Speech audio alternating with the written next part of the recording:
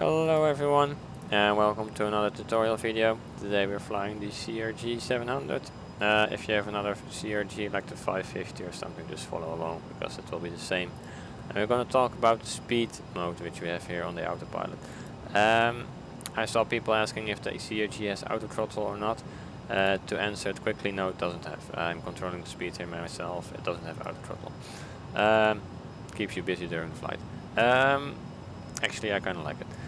So what is this speed mode for then if it doesn't have auto throttle? Well, the speed mode is actually only for climbing and descending, and then at the same time maintaining a set speed. So here you have a climb indicated. That's something you have to keep in mind here for a second. I'll show you why. So let's say we have to go to 18,000, for example. 15 or 16 is too close by. So that's the very. Let's make it 18,000 or 16 is enough actually. 2,000 feet will do. So we set 16,000 here. Now I simply can select the vertical speed mode and dial it up, but I still have to keep an eye on the speed myself in this case. So what I want to do here is select climb with throttle, and then shortly after that hit the speed mode. I can also hit it now and bring it up to climb. There we go. What the plane will do is it will start pitching up to maintain a set speed, which in this case is 309. If we make it 310, pitches down a little bit to maintain the speed. If I drop the speed down a lot,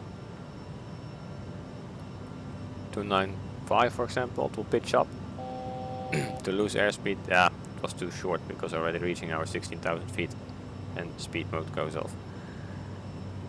But you get the point. So I'm reducing here. We're in manual mode again with throttle. Altitude capture is blinking, and it will keep blinking until we reach the actual 16,000. So at this point we're controlling our speed manually again. Altitude capture is coming up here.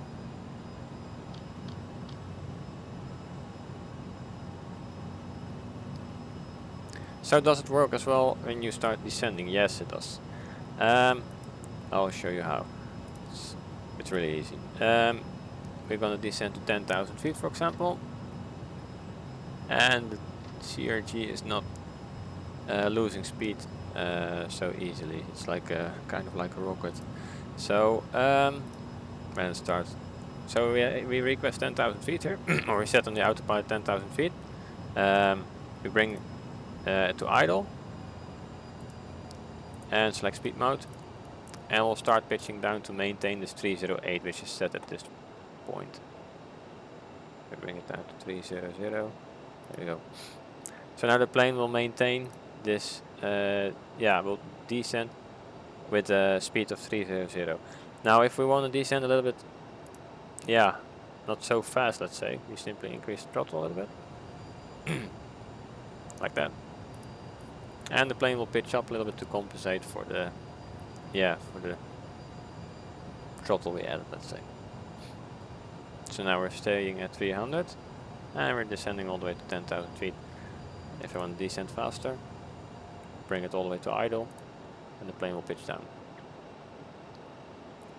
And we'll start descending faster as well.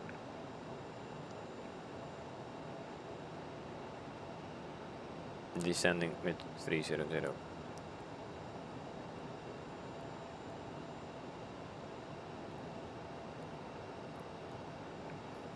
So now you have your optimum descent rate, which is 3.4 at the moment, while maintaining speed.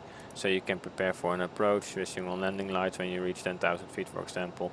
You can prepare other stuff like radios and ILS and stuff like that. So you don't have to keep an eye on the speed all the time, and that's what's so convenient about this mode. And it will simply make an alarm, which will come up soon. There we go.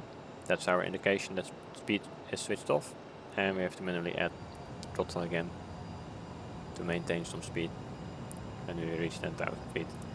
So that's how it's how the speed mode is working. I hope it's clear for everyone how it's working. If you have questions, feel free to ask down below.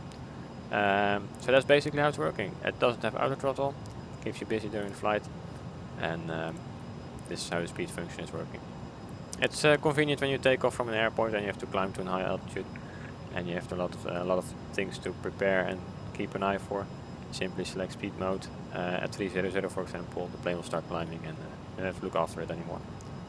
Alright, thanks for watching. I hope you learned something, and see you in the next one.